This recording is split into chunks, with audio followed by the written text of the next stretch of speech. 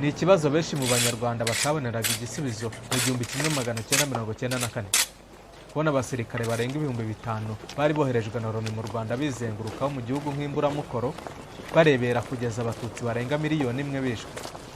Amashusho atava mu mitwe ya benshi nayo kwa 11 Mata, ubwo abasirikare b'Ababirigi basize abatutsi barenga 2,000 bari bahungiye kuri Eto Kicukiro, bakabasiga mu maboko y'intera hamwe n'abasirikare ba Habyarimana, bakabicurwa agashinyaguro.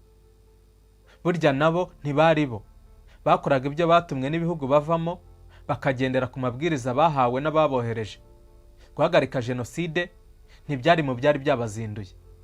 Mu bihugu bivuga ari kijyana mu kanama ka Loni gashinzwe umutekano, bimwe nk'Ubwongereza na Leta Zunze Ubumwe za Amerika, byabonaga abanyarwanda nk'abantu badakwiye guhabwa agaciro ngo batakazwe amafaranga batabarwa kuko bari muri Afurika. Ibindi nk'Ubufaransa n'Ububirigi byari bizi neza kandi bishyigikiye umugambi wa jenoside washyirwaga mu bikorwa na guverinoma byateraga inkunga. Mu gitabo Sheikh Andes de Divo, Romeo Dallaire uyoboye ingabo za Loni mu Rwanda ubwo jenoside yabaga, asobanura ko Ububirigi n'Ubufaransa ari byo bihugu byari bifite inyungu mu kohereza ubwo butumwa mu Rwanda. Inyungu y'ibyo bihugu kwari uko ubwo butumwa bwagombaga kubuza ingabo za RPA gukuraho guverinoma yari yarimitse ikibi no guhagarika jenoside. Niyo mpamvu muri Mutarama 1994 Dallaire yatanze impuruza ko yahawe amakuru n'umwe mu bayobozi bakuru b'intera hamwe ko ari umugambi wo kurimbura abatutsi mu gihe gito. Icyakora Kofi Annan wari ushinzwe ibikorwa byo kubungabunga amahoro yamusubije akaza kubimenyesha Habyarimana n'abadiplomate bo mu burengerazuba bw'isi bari i Kigali. Kuri RPA abasore n'inkumi nabo bari biyemeje ko nta gusubira inyuma, ari ugutamura urwababyaye bagahagarika jenoside ku bubi na bwiza. Ububirigi n'Ubufaransa bibonye inyungu zabyo zitagishobotse, byasabye akanama ka Loni gukura ingabo z'uwo muryango mu Rwanda. Abasirikare baracyurwa, hasigara abagera kuri 250 gusa. Niba ari ubwa mbere unyumvise kandi ukaba ukunze ibyo nkora, kanda subscribe, ukande no kunzogera yegereye subscribe, wongere ukandeho, ukande handitse all kugira ngo inkuru zikurikiraho zitagucika kandi ujye uzibona zikigeraho. Nge muri kumwe ndi Gustave Abayisenga. Kwa 21 Mata 1994 nibwo ako kanama kabyemeje. Hari nayo tariki hishwe y'abatutsi benshi umunsi umwe, aho habarurwa abarenga 250. Nkaho bidahagije, Ubufaransa bwohereje abasirikare bo guhungisha bari muri guverinoma yakoze jenoside mu cyo yise Operation Turquoise. Iyo operation niyo yatumye abasirikare ba Habyarimana n'intera hamwe babasha guhungana intwaro, bakagaruka kwica abatutsi mudende mu bitero by'abacengezi. Na n'ubu FDLR ikaba ibangamiye umutekano w'u Rwanda. Ibya FDLR nabyo turabivugaho birambuye.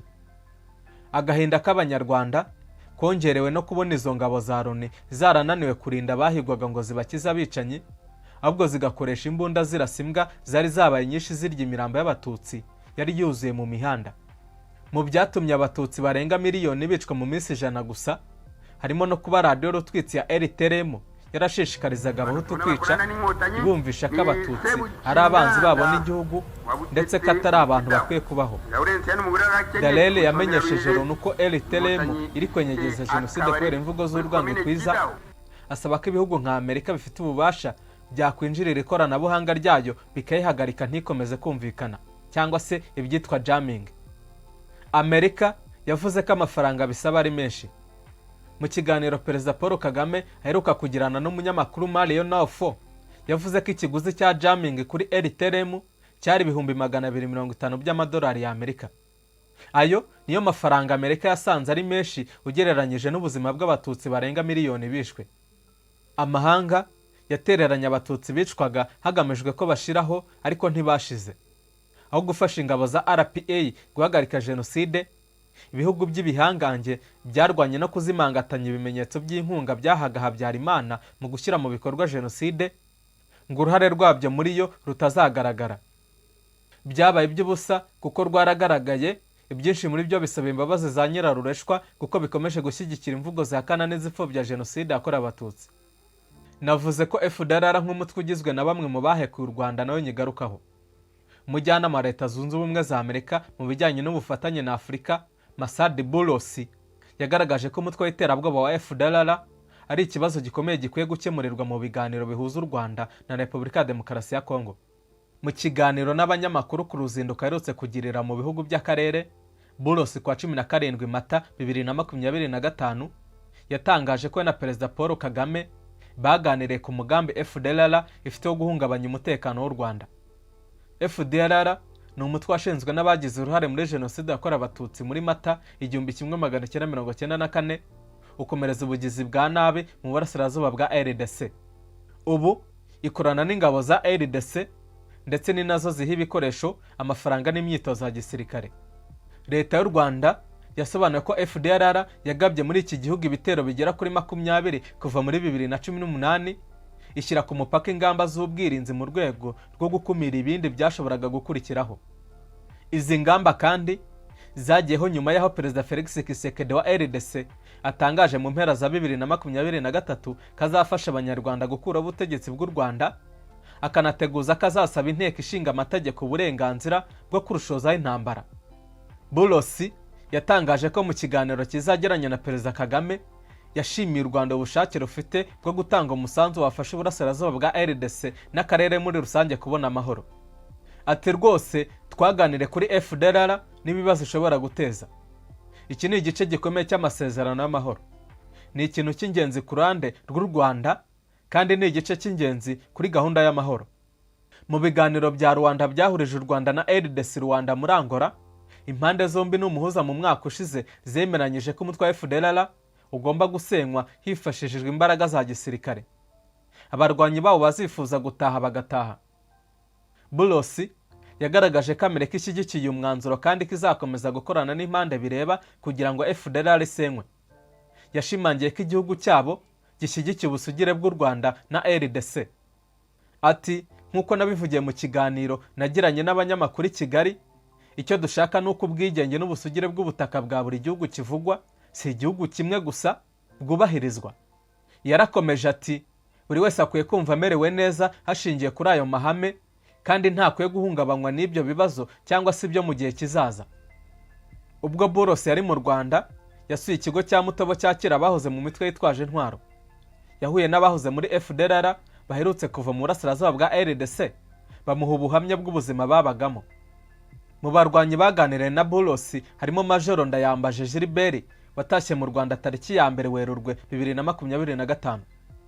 Uyu yashimangiye ko FDLR ari umutwe ingabo za RDC zishingikiraho cyane mu ntambara zihanganyemo n'ihuriro AFC M23.